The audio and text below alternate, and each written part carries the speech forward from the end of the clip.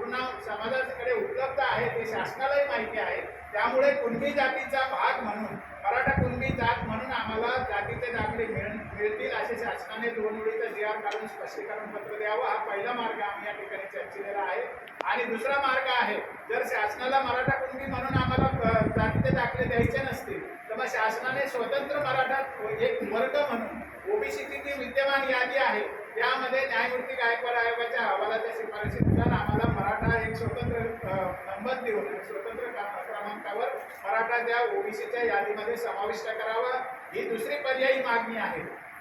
हे जर शासनाला करता येत नसेल पहिले 2 तर मग आमची तिसरी मागणी आहे की तुम्ही आता भाटिया कमिशनच्या नुसार जर ओबीसी जाती समूहाची लोकसंख्या 37% झालेली आहे आणि डॉक्टर बाबासाहेब आंबेडकरांचं 30 नोव्हेंबर 1948चं भाषण जे सगळ्या सर्वोच्च न्यायालयाच्या केसेसमध्ये दिलं जातं त्या भाषणामध्ये बाबासाहेब असं म्हणतात की कोणत्याही जातीला त्याच्या लोकसंख्येच्या प्रमाणात आरक्षण देता येणार नाही, ते आरक्षण मायनॉरिटीमध्ये असलं पाहिजे.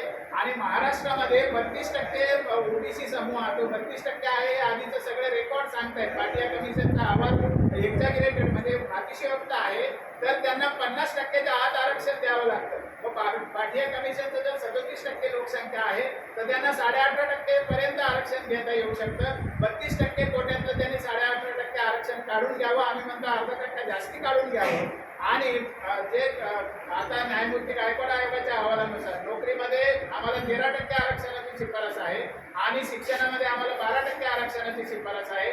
त्यानुसार आम्हाला त्या 32% मधले 12% आणि 13% आरक्षण देण्यात यावं ही आमची तिसरी पर्यायी मागणी आहे. आणि या तिन्ही पर्यायी मागणीतली कोणतीही मागणी त्यांनी स्वीकारली तरच आम्हाला घटनात्मक आरक्षणामध्ये जे टिकाऊ आरक्षण असतं आणि घटनात्मक कायद्याच्या अंतर्गत आरक्षण असतं त्याचे लाभ मिळू शकतात असा आमचा आजच्या परिषदेचा मुख्य निर्णय आहे.